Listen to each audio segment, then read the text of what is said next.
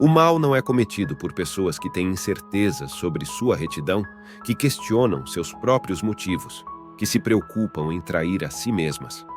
O mal neste mundo é cometido pelos indivíduos espiritualmente abastados, pelos fariseus dos nossos dias, os autossuficientes que acham que não têm pecados porque não estão dispostos a enfrentar o desconforto de uma autoanálise significativa. Muitos políticos se proclamam exemplares da virtude, mas muitos deles mentem compulsivamente, se envolvem em corrupção, censuram e demonizam aqueles que discordam deles e implementam políticas que destroem a sociedade. Esses políticos estão cientes de sua hipocrisia? Eles realmente acreditam na imagem moralmente correta que tentam retratar? Neste vídeo, com base nos insights do psiquiatra americano M. Scott Peck, exploramos a psicologia do narcisismo maligno para entender melhor o mal que infectou a política moderna. M. Scott Peck define o mal como aquela força que reside dentro ou fora dos seres humanos, que busca matar a vida ou a vivacidade. Ou, como ele continua, o mal é vivo soletrado ao contrário.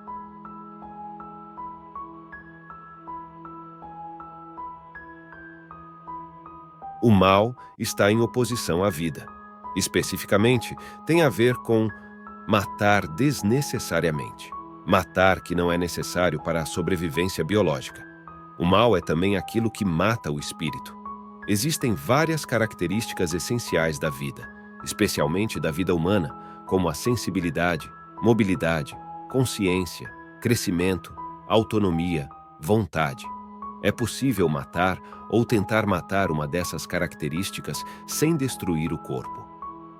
Todos nós somos capazes de cometer atos malignos, pois, como observou Alexandre Solzhenitsyn, a linha que divide o bem do mal corta o coração de todo ser humano.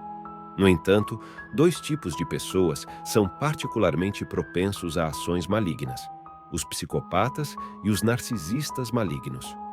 O potencial de maldade dos psicopatas é bem conhecido, mas são os narcisistas malignos que podem ser responsáveis por mais maldade no mundo, já que superam em número os psicopatas, como Peck escreve em As Pessoas de Mente Ruim. Seria apropriado classificar as pessoas más como constituindo uma variante específica do transtorno de personalidade narcisista. Os psiquiatras começaram a prestar cada vez mais atenção ao fenômeno do narcisismo, mas nossa compreensão do assunto ainda está em sua infância. A característica central do narcisismo é um excesso de autoestima.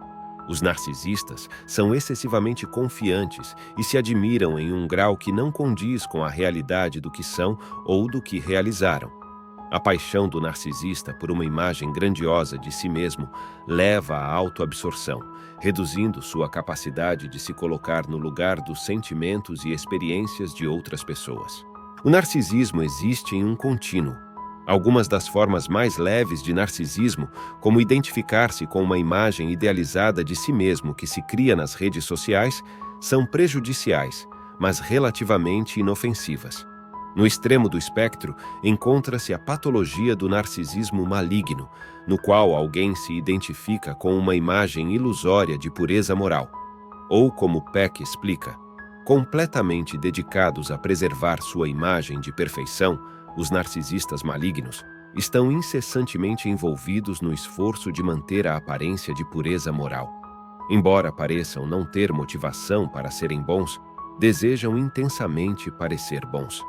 Sua bondade é toda baseada na pretensão. É, na verdade, uma mentira. É por isso que são os pessoas da mentira.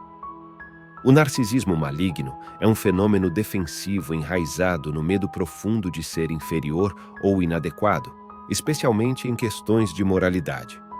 Devido a traumas na infância, crescer com pais hipercríticos ou narcisistas, ou por outras razões de criação, socialização ou genética, o narcisista maligno não consegue reconhecer que, como todo mundo, comete erros, age de forma imoral e possui um potencial para o mal enraizado na natureza humana. Ou como Peck escreve, qual é a causa dessa imagem arrogante de perfeição, desse tipo particularmente maligno de narcisismo? Basicamente, é o medo. Narcisistas malignos têm medo constante de se deparar com o próprio mal. Esse terror é tão crônico, tão entrelaçado na trama de seu ser, que eles podem nem mesmo senti-lo como tal. E se eles pudessem, seu narcisismo onipresente os impedirá de nunca reconhecer isso.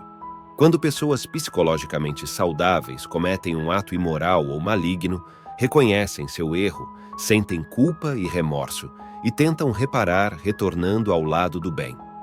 A maioria de nós, em outras palavras, tem uma consciência funcional que impõe restrições morais ao nosso comportamento. A consciência do narcisista maligno, por outro lado, é forçada a entrar em estado de dormência por atos contínuos de auto-engano.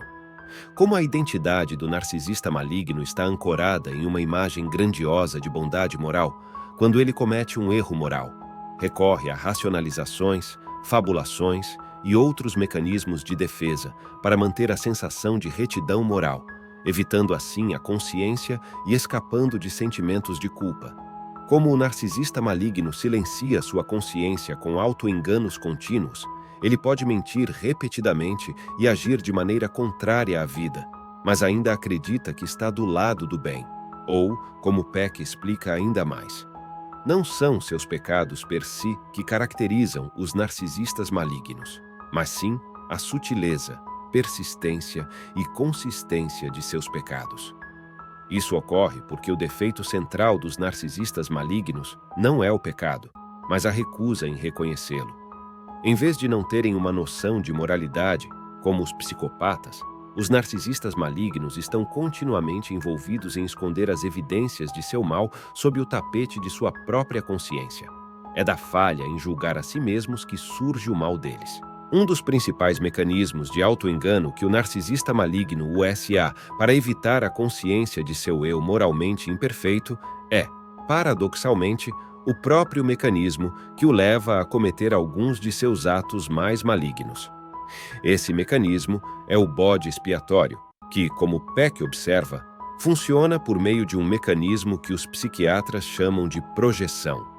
O narcisista maligno externaliza inconscientemente as emoções e motivações que ele não pode aceitar em si mesmo, atribuindo-as a outras pessoas, e então culpa esses alvos pelo que na realidade são suas próprias falhas morais e ações erradas. Uma característica predominante do comportamento dos narcisistas malignos é o bode expiatório, porque em seus corações se consideram acima de qualquer crítica. Eles precisam atacar quem os critica. Como precisam negar sua própria maldade, precisam perceber os outros como maus. Eles nunca se veem como maus.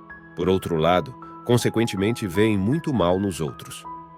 O comportamento de bode expiatório narcisista é claramente visível no mundo político. Muitos políticos hoje estão tão desesperados para parecerem moralmente corretos que se recusam categoricamente a considerar a possibilidade de que suas políticas, mandatos e reformas sociais sejam os principais impulsionadores de grande parte dos problemas da sociedade.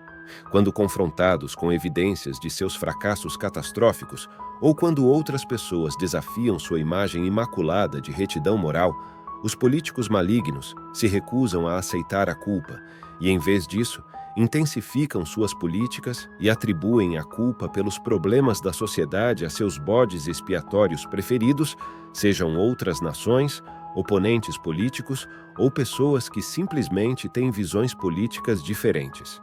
Ou, como Peck explica, curiosamente, os narcisistas malignos frequentemente são destrutivos porque estão tentando destruir o mal.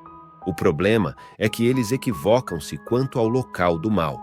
Em vez de destruir os outros, deveriam estar destruindo a doença dentro de si mesmos.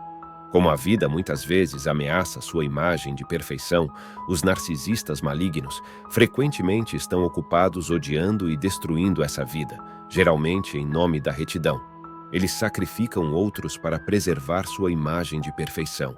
Eles criam para aqueles sob seu domínio uma sociedade em miniatura doente. Ao observar o estado doentio da sociedade, podemos ser tentados a diagnosticar o narcisismo maligno em qualquer político com o qual não concordamos. Mas ao fazê-lo, corremos o risco não apenas de um diagnóstico errado, mas pior, de imitar o comportamento de bode expiatório do narcisista maligno, ou como Peck reflete. De fato, não poderia eu mesmo ser culpado do mal ao rotular assim os outros que discordam de minhas opiniões? Não poderia estar usando o conceito de mal de forma superficial ao aplicá-lo facilmente a todos que se opõem ao meu julgamento? Para evitar diagnosticar erroneamente e culpar os outros, precisamos nos tornar mais conscientes de nosso lado sombrio. Quanto mais cientes estamos de nossas próprias falhas morais e potencial para o mal, menos propensos somos a projetar nosso lado sombrio nos outros.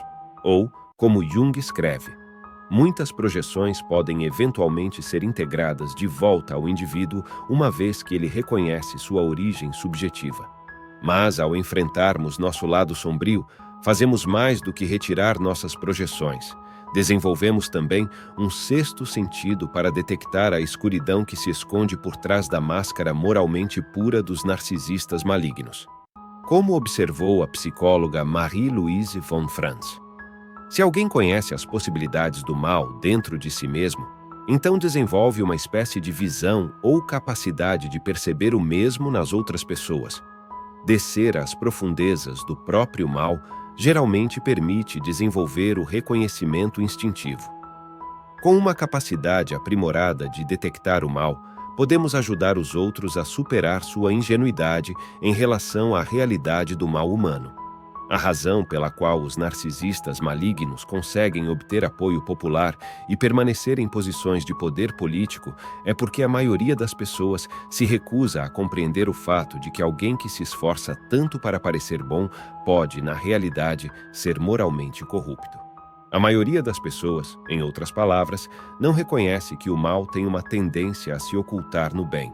Ou, como observou o psicólogo Erich Fromm, e a principal falácia que impede as pessoas de reconhecerem potenciais Hitlers antes que mostrem seus verdadeiros rostos reside na crença de que um homem profundamente destrutivo e maligno deve ser um diabo, e parecer assim, que ele deve portar o sinal de Caim de forma tão visível que todos possam reconhecer sua destrutividade de longe. Tais diabos existem, mas são raros. Com muito mais frequência, a pessoa intensamente destrutiva mostrará uma fachada de bondade. Falará de seus ideais e boas intenções. Portanto, enquanto se acreditar que o homem maligno tem chifres, não se descobrirá um homem maligno. Erich Fromm, A Anatomia da Destruição Humana. À medida que mais de nós nos tornamos conscientes do mal político que está dividindo e destruindo a sociedade, devemos tentar, na medida do possível, não deixar a raiva e o ódio mancharem nossos esforços para ser uma força do bem. Os narcisistas malignos são fáceis de odiar, mas nutrir o ódio apenas alimenta a maldade deles e nos torna alvos fáceis de bode expiatório. O ódio também nos prejudica por meio do estresse que gera na mente e no corpo.